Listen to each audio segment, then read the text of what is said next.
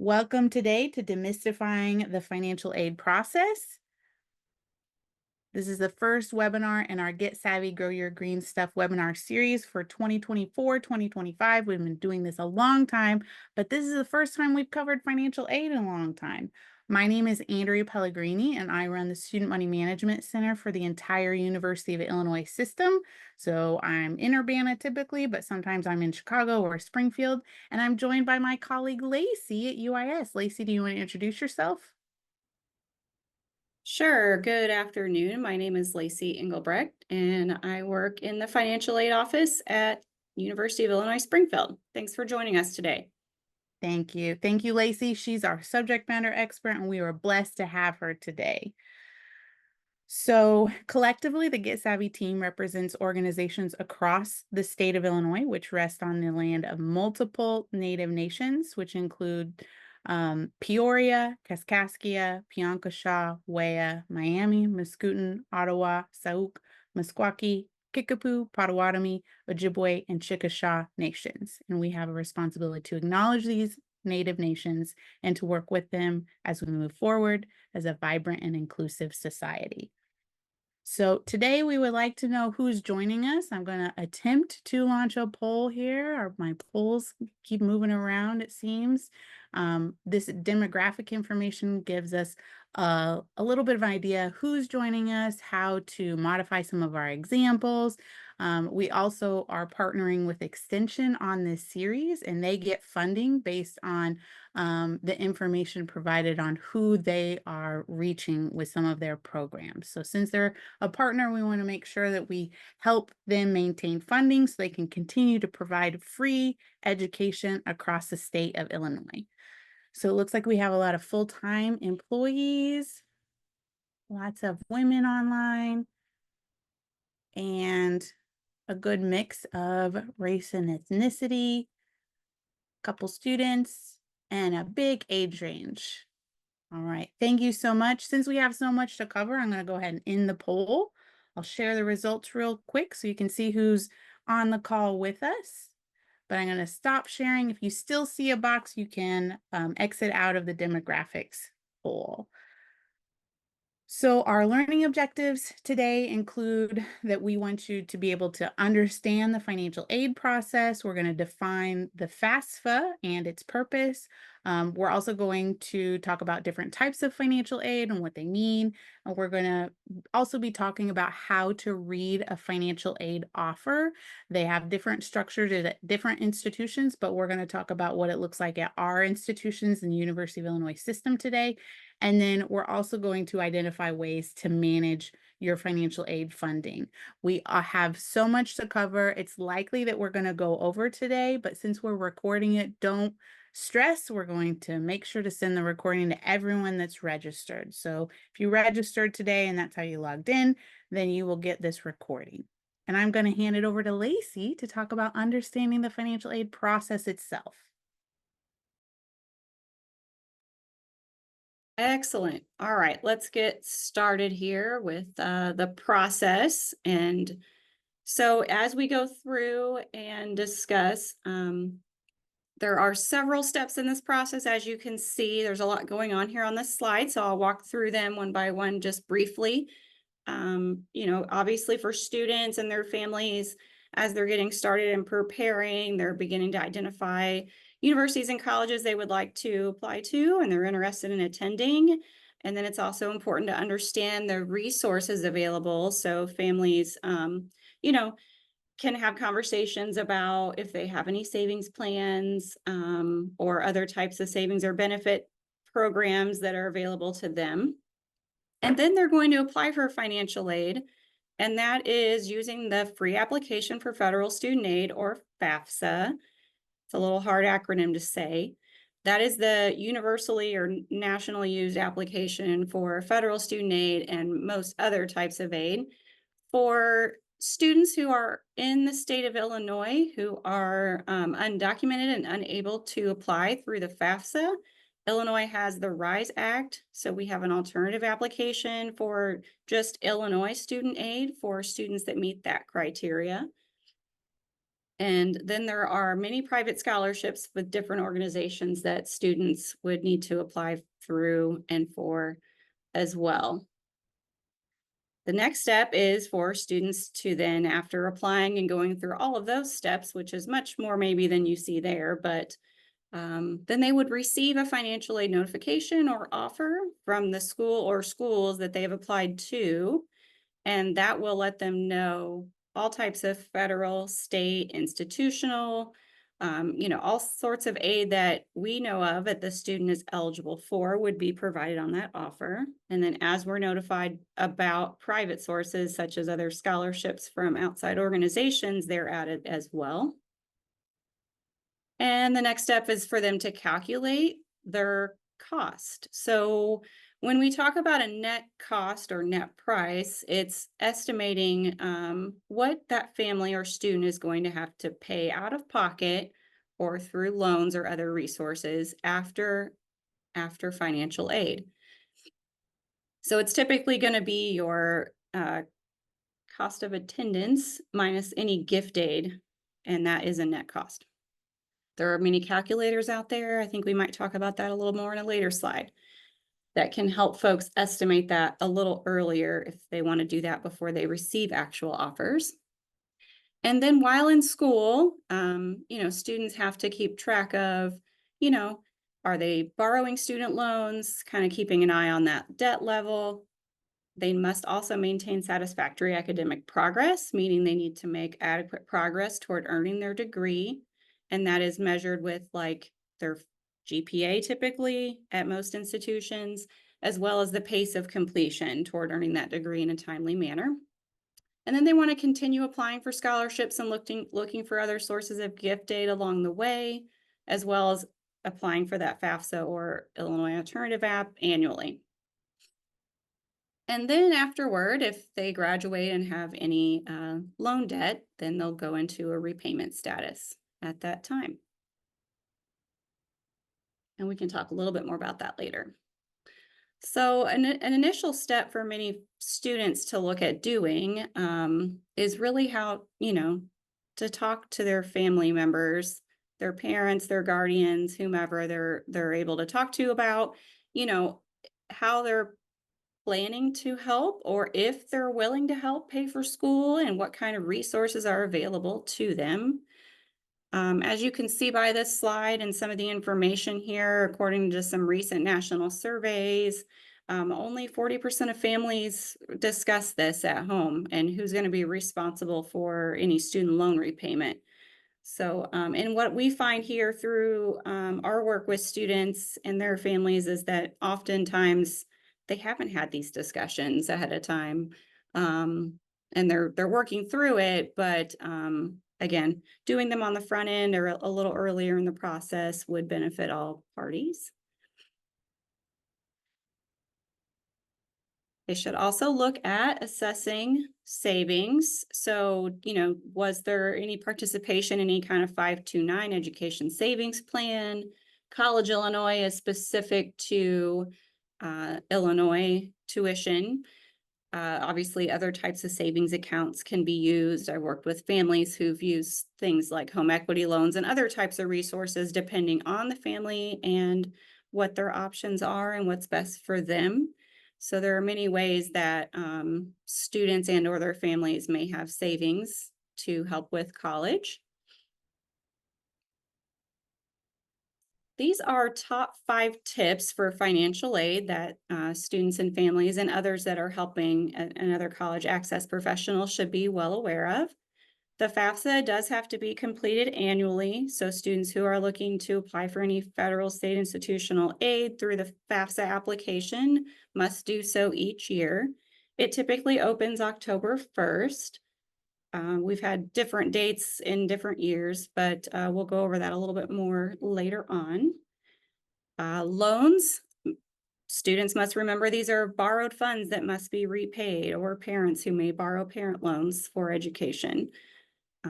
They do need repaid at a later time, although there are many different types of repayment plans available. Some forgiveness programs are out there, and these things change frequently with legislation. Financial aid also may be prorated based on course enrollment. So there are many types of aid that are available for full-time only or are prorated if the student is enrolled in less than full-time status. So students need to pay attention to their financial aid offer and the associated programs they're offered and what those requirements are.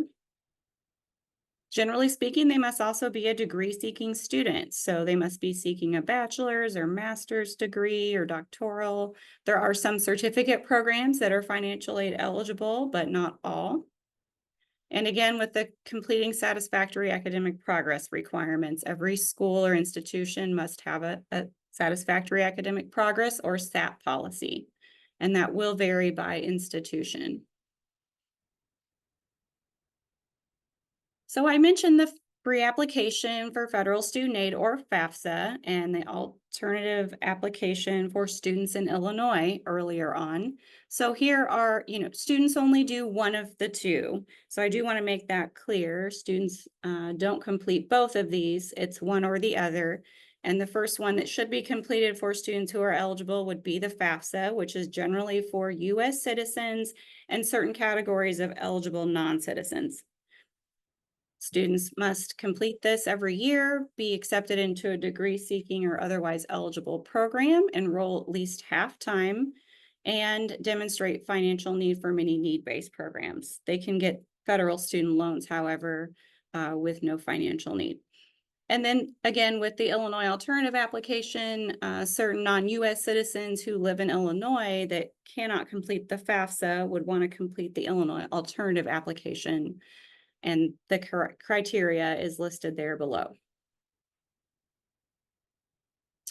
Independent students. So there's always a lot of confusion for students on whether or not they must list parents on their FAFSA application or if there's a way to not list them. So there are some very specific criteria on the FAFSA, and this is generally speaking the eligibility criteria for what would be called an independent student or a student who could apply for financial aid without listing or submitting parent information. So it would not be required for students who are 24 years of age or older, if the student is married, if they're in graduate school. And then there are a host of other conditions that do qualify students for independent status, such as they were in a legal guardianship or determined to be an at-risk or homeless student. There are a couple of other criteria there as well. And aid offices can work with students who do have questions on their dependency status. And then I see they've also put some pretty helpful links in the chat there. The Federal Student Aid website has a good list of them right there, and students can, generally speaking, identify whether they are going to be a dependent or an independent student using that web link. The verification process. There is a portion of the federal regulations that require schools to complete verification of a certain amount of FAFSA applications each year. They're randomly selected by the U.S. Department of Education, and so this can vary by school. So some students may be selected by the Department of Education for this process, and also schools select them if there's conflicting information or some other reason that they believe we need to, verify.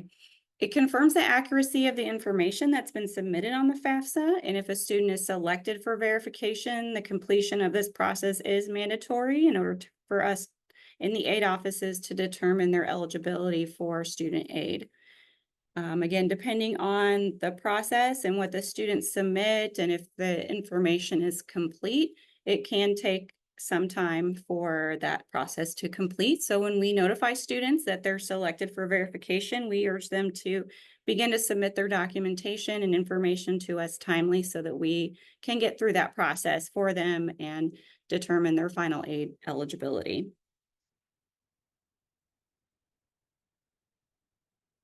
Most schools and universities, colleges and universities, will offer students financial aid through an electronic notification. Some will also send information in the mail in a paper process. So it depends a little bit on the school, but many institutions obviously have different portals that they use. So we can talk a little bit more, and we will, about the University of Illinois and what ours looks like.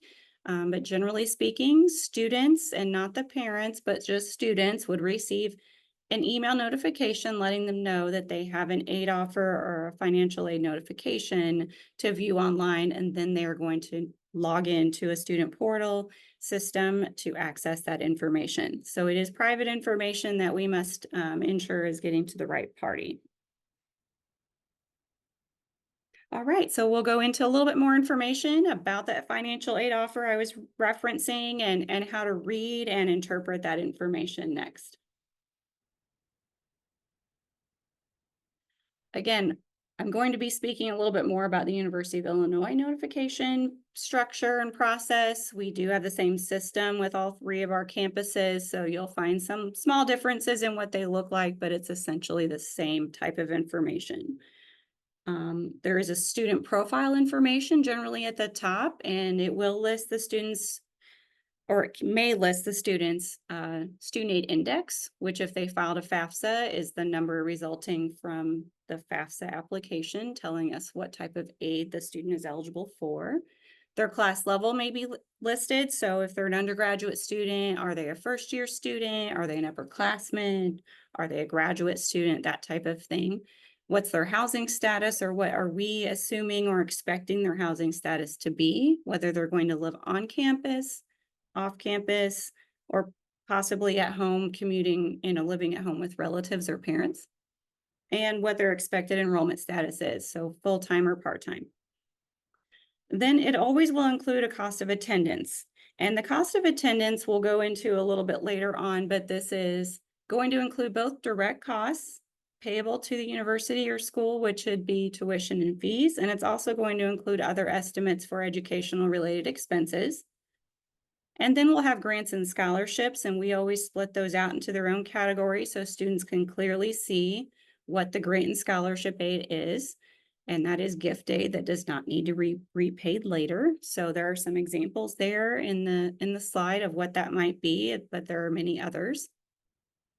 And then there'll be a net cost or net price, which is that cost of attendance minus grant and scholarship or gift aid. And that will tell a student what their, more or less, their out-of-pocket cost might be for that year, which they could fund with student loans or other savings or payments. So then the student loans are always listed separately below that, because even if they take a loan that pays their account for them, that will be need to be repaid later. Pardon me.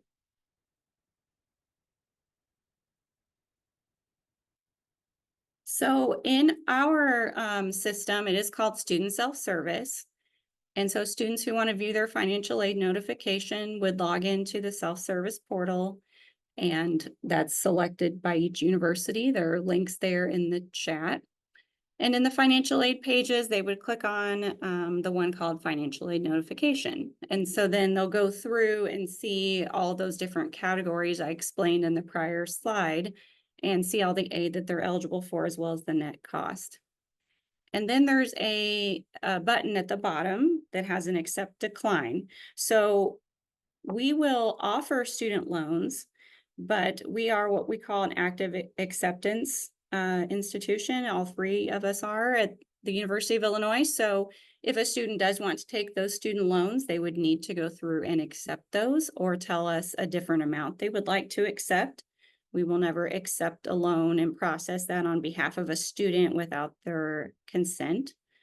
Most grant and scholarship aid will be accepted for the student, upon offer. We don't expect them to decline that free gift money.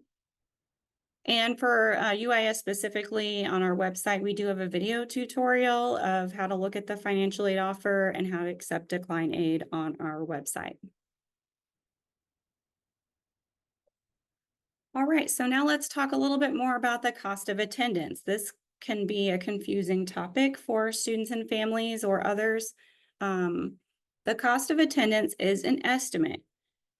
It is an estimate for the year of what we expect that student to incur in educational related expenses. There are two categories. Direct costs are tuition and mandatory fees that the university will charge the student based on their enrollment status. And then if they are planning to live on campus and have a meal plan, we'll also include housing and food in the direct cost category. There are also indirect costs, and those can include books and supplies, expected transportation expenses. So if they're going to commute to campus, that number might be different than a student who lives on campus and only goes home, a handful of times through the year.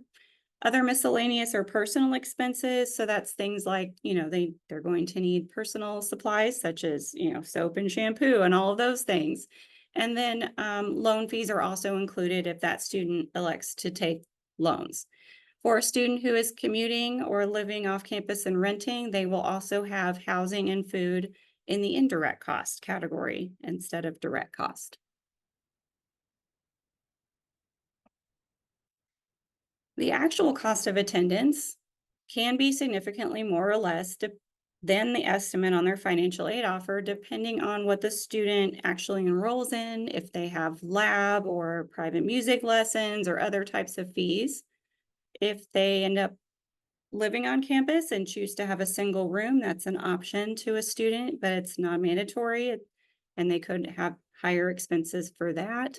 And of course, other lifestyle choices like what kind of vehicle they drive. Do they drive a truck or a car, and what kind of gas and mileage that they get. So there are many things that go into the cost of attendance, and what schools have to do is put together what we call reasonable and expected information in that estimate. And so it's not an actual bill. When students do register and are billed each semester, they will receive that separately.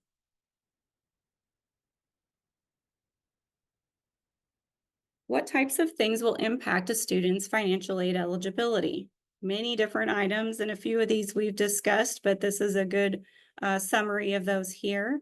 So again, their grade level. Are they an undergraduate or graduate student? Are they an underclassman or an upperclassman? Those things will affect the amount of loan that they can be offered through the federal student loan program. What their enrollment is, are they full-time, part-time, how many credit hours are they in, and what their charges are like, as well as, if they're less than full-time, they may still be eligible for that Pell Grant, but it would be prorated. The student aid index resulting from the FAFSA application does impact need-based aid and what eligibility students have. So that's looking at the student and their family, if applicable, income information and family size. And then again, whether they're an independent or a dependent student. So if that student's independent and they're on their own, it's just their finances that are considered. But if they're a dependent with their parents, or if they're independent and married, it would be their parent and or spouse included. And again, satisfactory academic progress, which we must measure at least annually. Speaking of that, let's go into just a little bit more detail about what satisfactory academic progress is. This is different than what schools might have that is considered academic standing. So this is specifically a financial aid policy and something that financial aid offices must monitor for students receiving federal student aid specifically. And this can be applied to other institutional aid as well, or state aid, depending on the criteria. There are a couple of different components. There are three main ones. There's a minimum GPA requirement that schools must establish.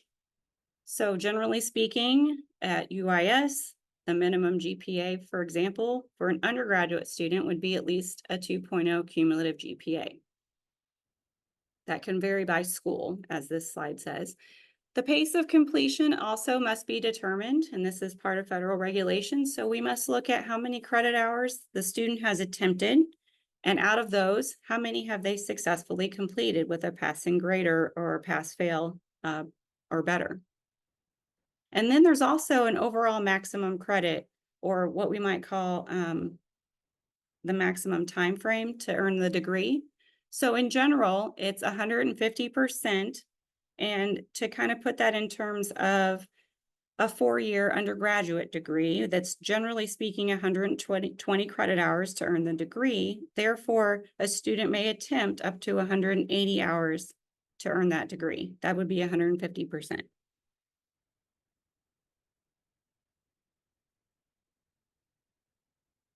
Net price calculators, I mentioned earlier on for students who might want to get an idea ahead of time, maybe earlier in the process than when they might have an aid offer of what a school might cost them or what their out of pocket might be, and or what kind of financial aid they might be expected to receive.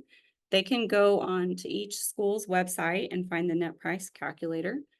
Um, those are going to vary a little bit depending on the school or university and what product we're using, but you will find some basic information in that net price calculator, such as their cost of attendance, what their expected price is going to be, what kind of aid they would be expecting to receive, and what their out of pocket cost might be. There's a couple of other great resources here. Again, we have our 3 net price calculators. You can go onto that College Board website to find a list of other ones for other types of schools. And then the CFPB has a great tool called the Financial Path to Graduation that students can use, or families, to put in different aid offers from different institutions and help them compare them and create some plans for how they're going to finance their education. All right, you're going to stick with me just a little bit longer. We're going to look at the types of financial aid next.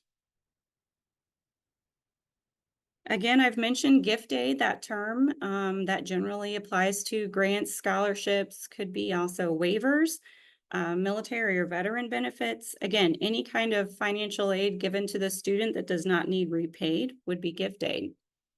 And then your self-help aid, or generally those are loans, federal student loans, or there are private loans, and then student employment, such as federal work study, would be considered self-help aid.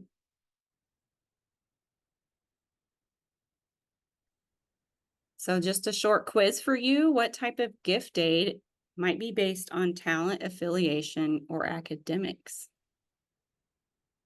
I And just there's a launched the poll. poll for Thank you. quiz.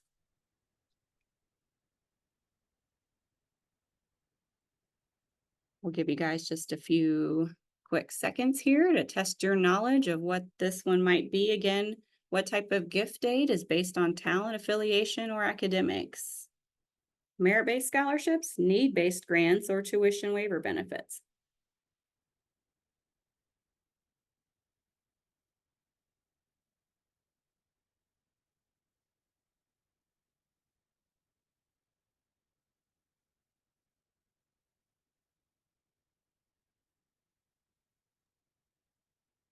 It looks like most people have responded, so I'm gonna go ahead and end the polling and share the results. We were So looking for an answer of merit-based scholarships. Most of you answered that way. Tuition waiver benefits could be depending on maybe affiliation, but generally speaking, we were looking for merit-based scholarships here. Thanks for participating in that quick poll. If the box remains, you can click the X to get it to be removed from your screen. Again, grants are generally need-based and oftentimes require the FAFSA for us, or financial aid offices or other institutions or organizations, to determine the financial need. We typically look at the FAFSA. Some institutions do have their own applications as well. Many times this comes from the federal or state government. It could be also institutional.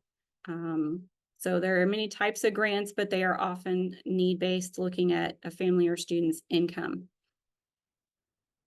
And then there are the scholarships and waivers, again, that might be based on many different kinds of things, and some can require a separate application process. The federal Pell Grant is a large program offered by the U.S. Department of Education, and it's awarded to eligible undergraduates only who are pursuing their first bachelor's degree. So once that first bachelor's degree has been earned, if they're seeking a second one, they are no longer eligible for Pell Grant. It is also limited to 12 full-time semesters of use. So if they do go part-time, there would be proration on that, and they would have a little longer. The current maximum award, which is set annually by Congress, is $7,395. And obviously that could be less depending on the student's FAFSA results and or their enrollment status. So it does adjust if they're less than full-time, and it's based on financial need and the student aid index. There's also another small grant from the federal government, otherwise known as FSEOG, that schools receive. We receive a bucket of funding each year, and it's generally not enough to fund everyone. So we have to set our own criteria at the school for students. They must be Pell eligible. And then it really just depends on how much funding each university or college has as to how they award that to students. So it's definitely based on availability of funding, and amounts will vary by school. Sorry, you can continue. The Monetary Award Program, or MAP grant, is from the state of Illinois. This is only for state of Illinois residents. And for a dependent student, their parent must be a state of Illinois resident. Eligibility is determined by Illinois Student Assistance Commission, and they must have a FAFSA or an alternative application filed for eligibility for the MAP grant. This one can also be only applied toward tuition and mandatory fees, and the maximum award this year is up to $8,400. A few other programs to keep in mind from the federal government that are grants are the Federal Teach Grant for students enrolled in certain eligible teacher education programs in high-need fields. And there are a few other, lesser used but no less important programs, such as the Health Education Assistance Loan, and there are a few others. Military Connected and Veteran Aid. We would be remiss if we did not mention this. We do have quite a few students through the U of I system that are utilizing Military Connected or Veteran Aid. This isn't typically anything through the FAFSA, although a student with veterans or military benefits could also apply for aid through the FAFSA. So some examples include the post 9/11 GI Bill, Veteran Readiness and Employment, and there are also VA education benefits for certain survivors and dependents of veterans. Those are all the federal programs, and there are a few more, but the state of Illinois also has some really generous programs. We have an Illinois Veterans Grant that covers full tuition and most fees at the public institutions in Illinois. We also have the Illinois National Guard Grant for active Guard members. And then there is the Deceased, Disabled, and MIA POW Veterans Dependent Scholarship as well. Finally, at the University of Illinois system, we also have a Child of Veteran tuition waiver that students may apply for, and a certain amount of those are awarded each year. There are many different types of institutional scholarships, and as you can imagine, they will vary quite a bit among different colleges and universities. They are putting some links in the chat for you all, but again, many of us have academic or merit-based scholarships. They could be for first-year students, could be for transfer, depending on that incoming GPA. There are promise programs. So University of Illinois Springfield has a promise program, and so does Urbana. I believe Chicago may have something similar. For students who are from Illinois that meet certain criteria that are low income could qualify for those programs. Illinois also has an Aim High program, which is both merit and need-based, and those funds are awarded to each of the public institutions for us to award then to our students. And then there are athletic scholarships and different types of athletic aid that institutions may or may not offer depending on their affiliation with NCAA or NAIA. Fellowship programs. So I can Are jump we in and talk trading off about now? Yes, we are yeah. trading off to Andrea, so you can stop listening to me for a little bit. Thank you. There you go, We'll Andrea. give you a break, Lacey. So fellowships are a specific type of scholarship that's typically provided at the graduate student level, but some undergraduate students can also get fellowships. They may include a tuition waiver and a stipend for maybe living expenses or books or those indirect costs that Lacey were talking about, or just waivers themselves. So it's important to remember that fellowships are not considered employment, but some students view them as employment because you're being paid to study. So because it's not considered employment, no withholding will occur from the institution that's processing the fellowship. Um, but the funds could still be taxable. So if you're a domestic student, no withholding on your fellowship stipend or waiver will occur, but withholding can occur on stipends for international students. So you may have to actually pay taxes on fellowships or scholarships depending on a lot of different factors. So it might be necessary to consult a tax professional about your individual situation. So just keep that in mind with fellowships and with scholarships. There are also two education tax credits that students and families may use to help pay for college. So these include the American Opportunity Tax Credit and the Lifetime Learning Credit. Typically, you can only claim one credit or the other during a given tax year for a single student. You can't double dip on those credits. So some families may have multiple students in school, so they can use different credits depending on what's going on with their tax situation. So again, consult a tax professional. University Bursar, who the Student Money Management Center reports through, prepares 1098-T forms for all University of Illinois system students or prior students. So this is the form that you would use to determine if you're eligible for these tax credits. It's not used to determine your income. It's only used to determine your tax credit eligibility. There's also a 1098-E, which would come from your servicers if you paid any interest on your student loans. They are different forms used for different purposes, but they sound very similar. So, but again, I'm going to say contact a tax professional around advice for your specific situation. We have webinars scheduled for January around taxes. You can get some more information about that if you registered for that webinar. Or you can also watch our Choosing a Financial Pro video on YouTube if you need some insights on how to choose a tax professional. So let's talk a little bit more in depth about the self-help aid that we've already kind of touched on previously. There are two primary types of self-help aid that we've already talked about: federal work study and student loans. So federal work study provides pay. It's funded through the federal government for jobs that you get on campus. Um, in order to qualify for federal work study, the students must demonstrate financial need. And it's important to remember that federal work study earnings do not reduce your future student aid eligibility, but it is your responsibility if you are eligible for federal work study to find a federal work study eligible position on campus.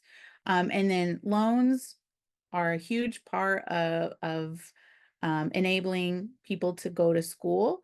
They can come from federal government or private sources. Again, they must be repaid in full with any interest after leaving school. So that means if you drop below half-time status, you'll have to start paying your loans, especially federal student loans, after a certain period, or if you just leave school, not just when you graduate. So you got to pay those loans regardless of if you get a degree or not. With federal work study, sometimes you have to request it. You might have to contact your financial aid office since all the processes vary significantly, even between our institutions within the University of Illinois system. In the past, sometimes you had to request the work study funds through the FAFSA. So just make sure to reach out to your financial aid office if you think you should be federal work study eligible and it's not already on your offer. Again, most of the federal work study eligible positions are going to be on campus. The max that you can work through a federal work study position each week is 20 hours per week. It is flexible with your class schedule, so that's really helpful. But again, it's your responsibility to find a job if you're federal work study eligible. So we're going to link in the chat to different places you can search for employment on campus, whether you're a graduate student looking for assistantships or you're an undergraduate looking for work or a federal work study position if you're eligible for that. So each one of the universities has different employment boards or processes that you can search for on-campus jobs or opportunities through. So we linked to all of those. And if you haven't got all of the links that we're sharing in the chat, we're also going to share them with the follow-up email that we send with the recording to this webinar. So don't fret too much. We're also going to talk about assistantships. I just talked about them in the previous slide. This is a specific type of part-time employment for graduate students that provide tuition waivers to full-time graduate students. So it's a part-time employment. You get experience working on campus while you also get a waiver. There are several types of assistantships across the University of Illinois system. These include graduate assistantships. These are general graduate assistantships, pre-professional graduate assistantships, research assistantships, and teaching assistantships. So we have a bad habit of chunking all of these into the same graduate assistantship, but they are all technically different from a tax liability and benefit perspective.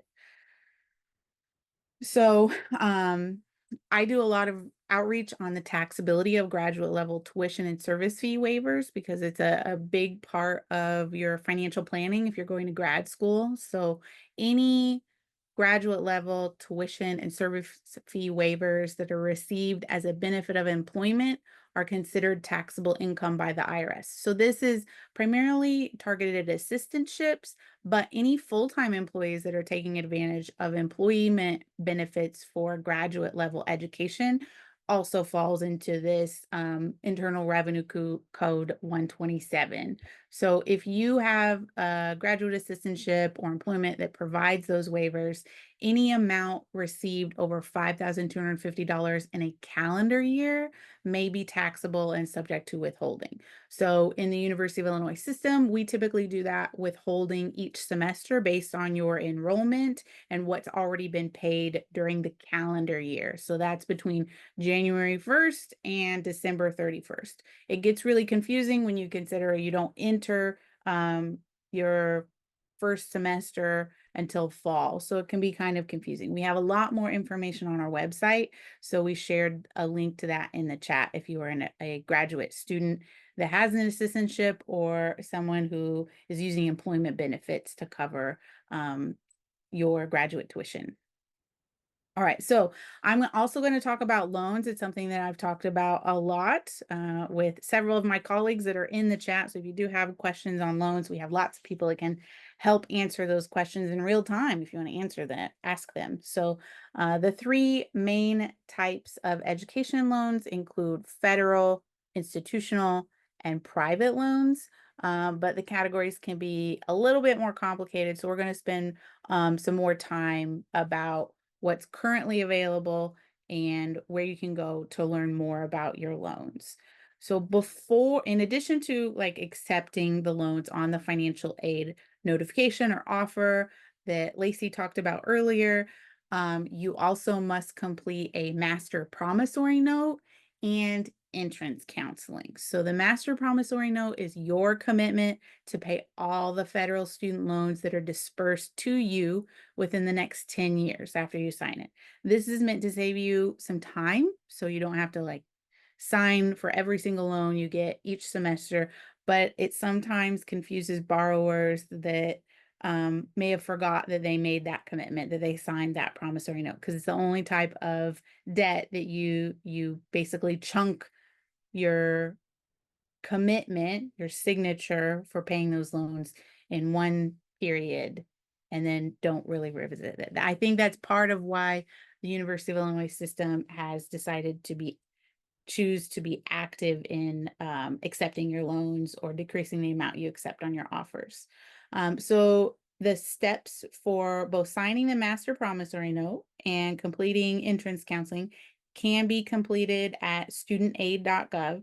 Some schools will have some additional or other requirements like in-person or virtual counseling. Medical schools, for instance, will often have some type of counseling that has to be completed in real time with a counselor, a financial aid counselor. So depending on where you are, it could change over time too on how this um, pre-disbursement requirement is implemented. All right, so let's talk a little bit more about loans. As I mentioned earlier, you can think about the types of loans going into three main categories, especially when it comes to repayment options. So those are federal, institutional, and private. Direct loans are the only type of federal loans available right now that are still being dispersed, but they come in a few different flavors. So, direct subsidized loans, which is for undergraduate students with financial need, direct unsubsidized student loans, which is for either undergraduate or graduate students without financial need. There's also Direct Plus, which is for either graduate students or parents of undergraduate students. And this is a credit-based federal direct loan. Or there's the direct consolidation loan, which allows you to combine different types of federal loans. Like maybe you had a federal family education loan, commonly called FEL or FFEL loan. And then you went back to school and you got a direct unsubsidized loan. And now you want to combine those loans to qualify for maybe different repayment options or simplifying the repayment of your loans. Institutional loans are dispersed through your school. There have been a few different unique campus-based federal loans in the past that fall into this institutional loan bucket, but are actually federally seeded loans. So you have access to federal repayment options when you complete school. These include the now retired Perkins Loan Program and the Health Professions Loan. So, and then there are private loans, and it's kind of the wild west out there with private loans because the repayment and qualifications for these loans vary significantly by lender.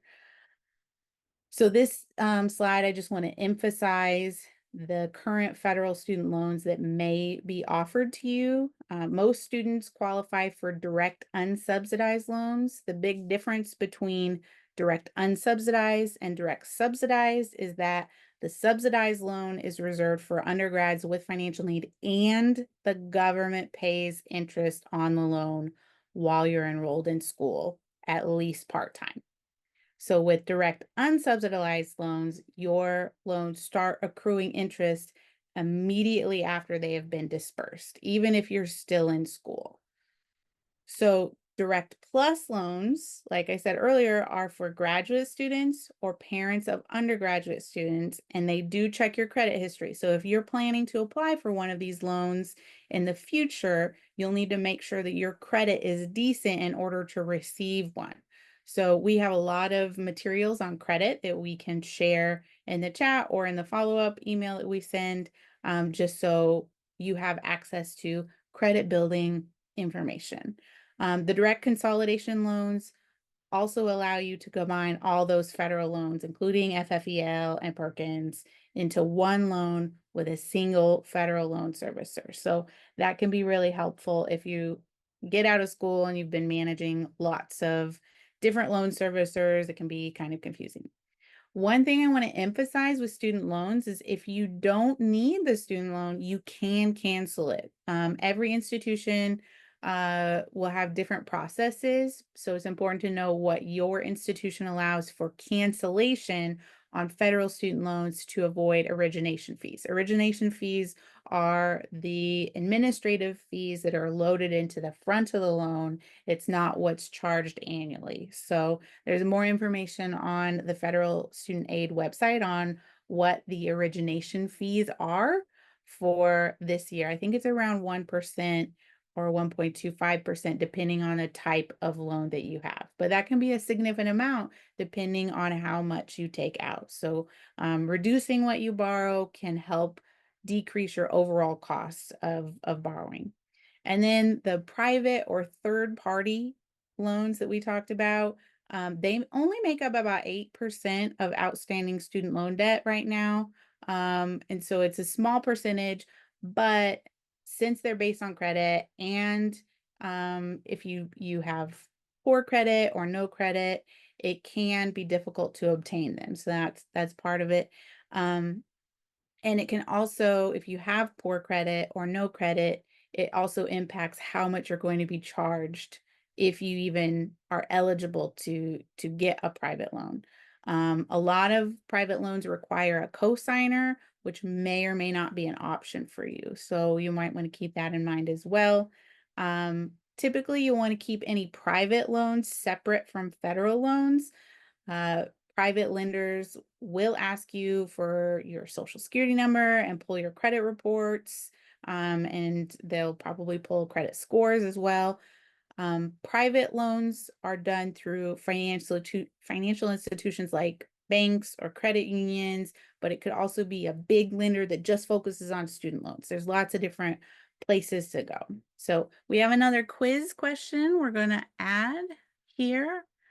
So which type of loan that we just talked about starts accruing interest immediately after it's dispersed? Is it a subsidized loan or an unsubsidized loan? We just talked about this. And I know we're getting close to the hour, so if you need to hop off, go somewhere, get lunch, feel free to do so. We are recording this and we'll make it available to all registrants after we have captioned it. All right, I'm going to end the poll and share the results. So the correct answer is subsidized. Unsubsidized. I put the wrong answer in there. So it's unsubsidized. Most of you are correct. Unsubsidized loans start accruing interest immediately after they are dispersed. Subsidized loans, the interest is paid by the government until you drop below part-time status or graduate or leave school. All right, so we just talked about this. Unsubsidized loans, interest starts accruing immediately. Subsidized loans, the interest is paid on your behalf while you're in school.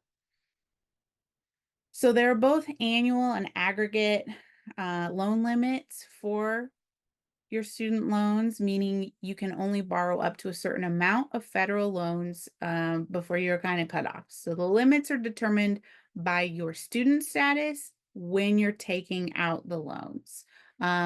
So for undergrad dependent students, the cap is 31,000 total.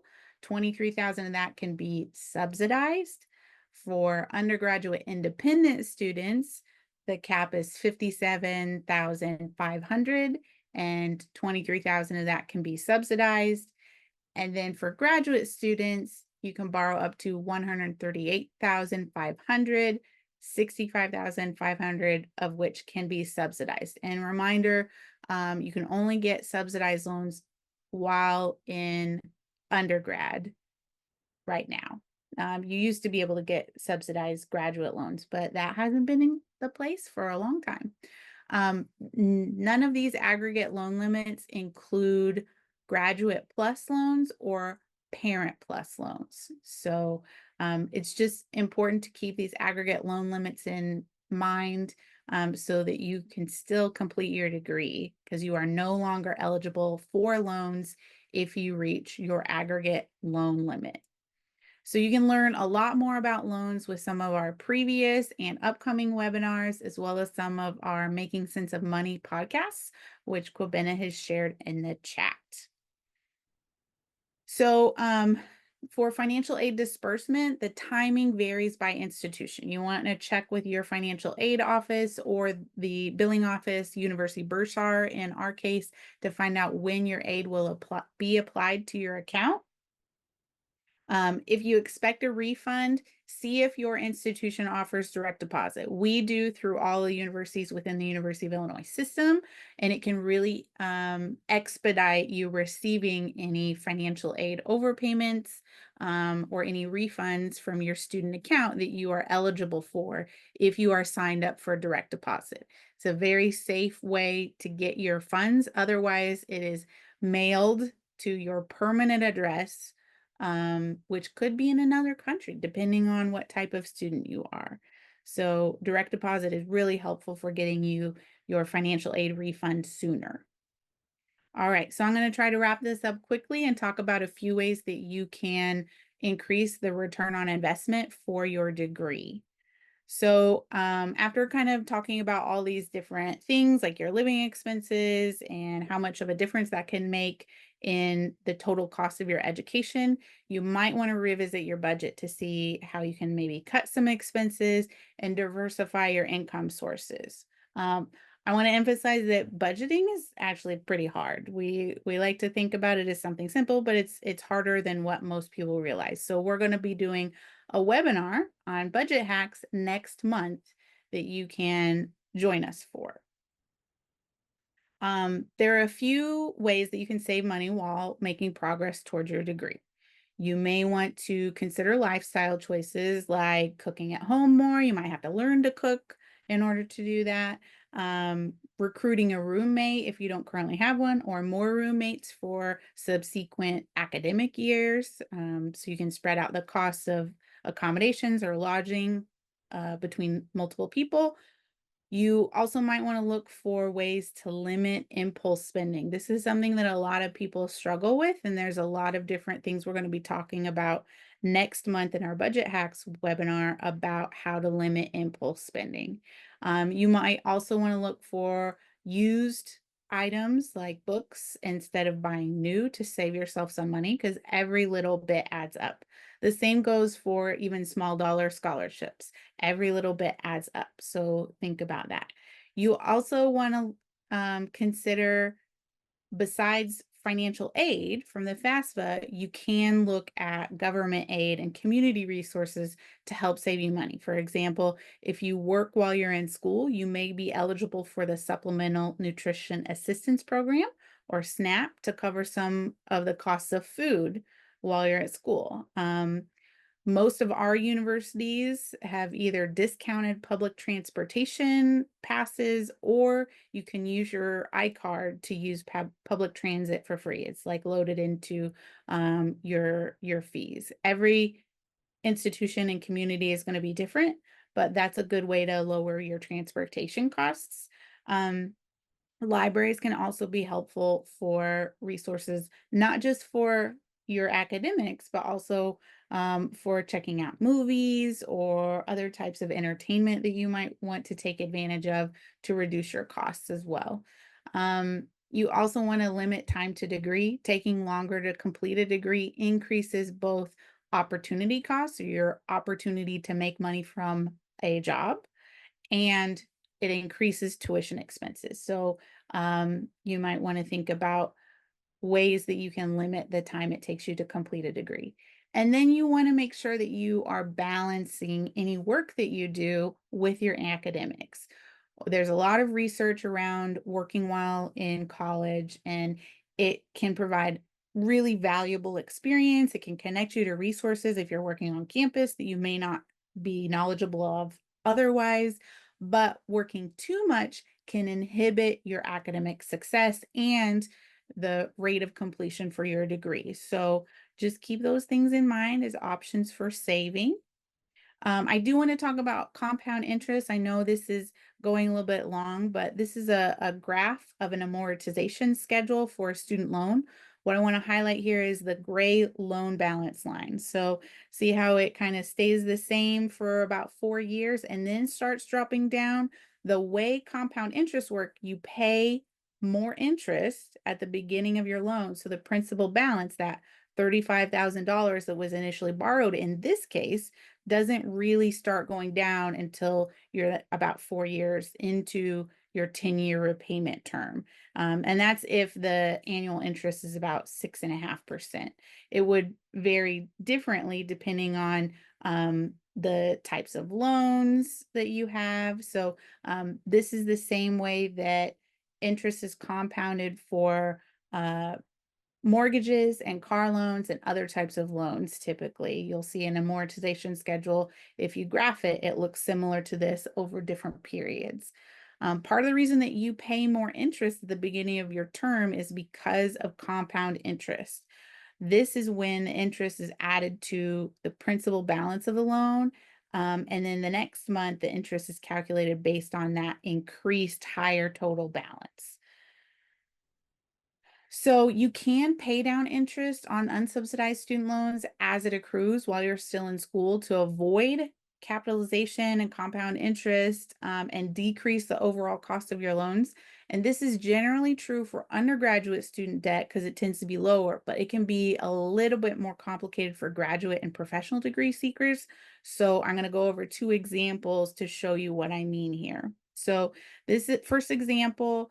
If you took out a $20,000 unsubsidized student loan at 5.5% interest as a freshman, paying the interest as it accrues before it is capitalized or added to the principal balance of the loan, would be about $90 per month until graduation. So over 4 years, that could save you $1,985 roughly over the life of the loan if you pay it back in 10 years. So this is example is assuming you're taking $20,000 in your first semester and don't add any loans, just to simplify the illustration of how compound interest impacts the total amount you pay for education. So, with this example, your payment when you graduate would be about $327 per month if you paid interest as it accrued while in school. And if you didn't pay interest while in school, your monthly payment when you graduate would be about $407 per month. So that's almost $70. That's about $70 a month you could be saving just by paying interest as it accrued, if you want to look at it from a month-to-month perspective. So my other example is, let's say you're in a higher cost, more intensive degree program, maybe like dentistry or medicine, where it's almost impossible to earn extra income to make interest only payments while in school. So in this case, it's less costly to try to reduce the amount you borrow initially if you're able than to attempt to make interest only payments while in school. So this example uses an interest rate of 7%, which is what the interest rate for federal student loans for graduate students was in 2023-2024 academic year. And in this scenario, if you choose to pay interest while you're in school, your interest only loan payment or your interest only payment would be nearly $590 a month. That's almost $600 a month. And typically, dentistry and medical students cannot have a part-time job while completing their medical degree or dentistry degree. But if you reduce the initial borrowing by about $7,000 and you don't pay the interest as it accrues, this saves you about $10,000 total over the life of your loan if you're in the standard 10-year repayment plan. So I know that was a lot of graphs, there was a lot of math, that was a lot going on. So hopefully that gives you a better idea of how it's complicated when you're choosing to pay interest as it accrues while in school. One other example I want to highlight is this graph is meant to illustrate both the increased living and tuition costs of increasing the time it takes you to complete a degree, but it also takes into account the opportunity cost of not working. So we used US News's average net cost of study for in-state students across the United States, and that is about $11,000 a year for 1 year of school. If you add in $12,000 for room and board and $5,000 in meals each year, 4-year degree would have a net cost of about $46,240 Not everybody pays that amount. Most of our students end up borrowing around $25,000 to $27,000 for the entirety of their degree. But if we're using this as an example, in addition to the opportunity costs of delaying entry to the workforce by 1 year, that would be about $36,000 just in delayed opportunity costs, which is the average for UIS students. So if you take an additional 2 years, that cost is a lot more. Obviously, you want to complete your degree. You want to complete it, whether it takes you 4 years or 6 years, but you want to avoid extending the time it takes you to complete a degree just so it can reduce your overall costs. All right, so to summarize, it's important to remember that the financial aid process can be complicated, hence why we went over a little bit today in this webinar. It's important to complete the FAFSA annually, every single year that you plan on going to school. There are several types of financial aid. We talked about gift aid and self-help aid and how the categories within those two categories can be defined even further.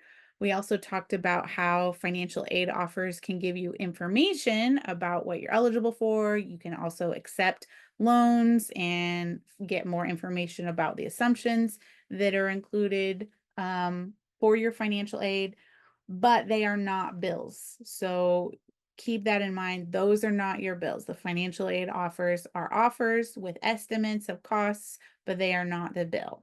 Any of the University of Illinois system students, your bill is due September 28th, and it should be available soon within the coming weeks. But there can be changes to your bill if you make course load changes. So keep that in mind too. And you also want to prioritize gift aid like grants and scholarships prior to taking out loans in order to reduce your debt. So we do have a post-webinar survey. I think that we can put it in the chat, and thank you, Kobena. Or you can use the QR code to complete that survey. It will help us improve webinars in the future. Our next webinar is budget hacks, and it's on September 12th. We'll be talking lots about budgets, what they are made of, the anatomy of them, and then kind of how to overcome impulse spending as well as prioritize saving, in addition to all the other complicated decision making you have to do. You can watch previous webinars, excuse me, on YouTube. We're going to put that link in the chat as well. And I'd like to thank all of the Get Savvy webinar series collaborators. We have lots of great offices working together to provide free financial education, not just to University of Illinois system students and stakeholders, but everyone across the state of Illinois. And we'll stick around for any questions, but feel free to drop off if you need to, and I will check the question box if we have it. And Kwabena or Richard, did you see any questions that we were unable to address in the chat?